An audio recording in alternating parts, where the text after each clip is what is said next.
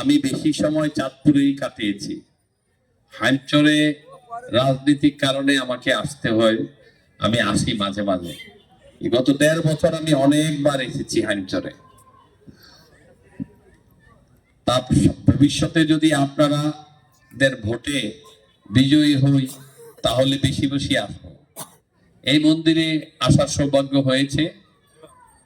আমি আপনাদেরকে এই মুহূর্তে কোনো প্রতিশ্রুতি দিব না, তবে আমি একটি কথা আপনাদেরকে বলি। আমার কাছে ব্যক্তিগতভাবে, আমি মুসলমান, আপনারা হিন্দু ধর্মের অনুসারী। আমার জন্ম যেখানে পুরান বাজারে দাসপাড়ায়, ওই দাসপাড়ায় একমাত্র বাড়ি ছিল আমাদের, মাঝখানে ডাইনে ছিল হিন্দু ধর্মাবলম্বীদের বাড়ি, বাবাও ছিল হিন্দু ধর্মাবলম্বীদের বাড়ি। তা আমি সেখানে বড় হয়েছি।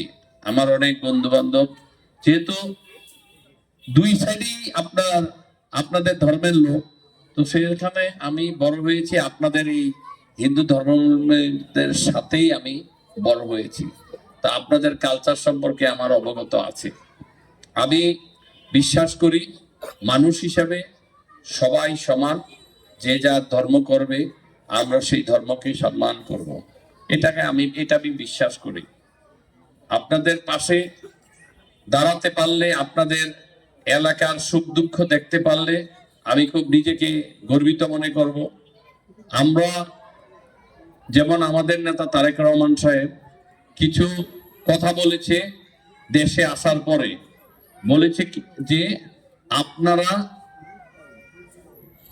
আপনাদের জন্য, বিশেষ করে মহিলাদের জন্য ওনারা একটি কার্ড উনি দিবে। সেই কার্ডটা হলো কি কার্ড? Family card. এই ফ্যামিলি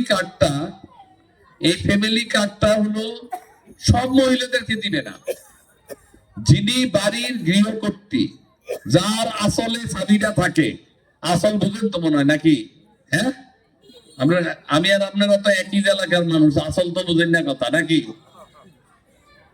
এই যে কার্ড, এই কার্ড ওই যে যার আসলে বাড়ির চাবিটা থাকে, উনি এই কার্ডটা পাবে।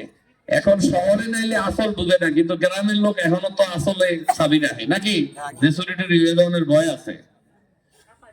এই কার্ডে দিবে কেন?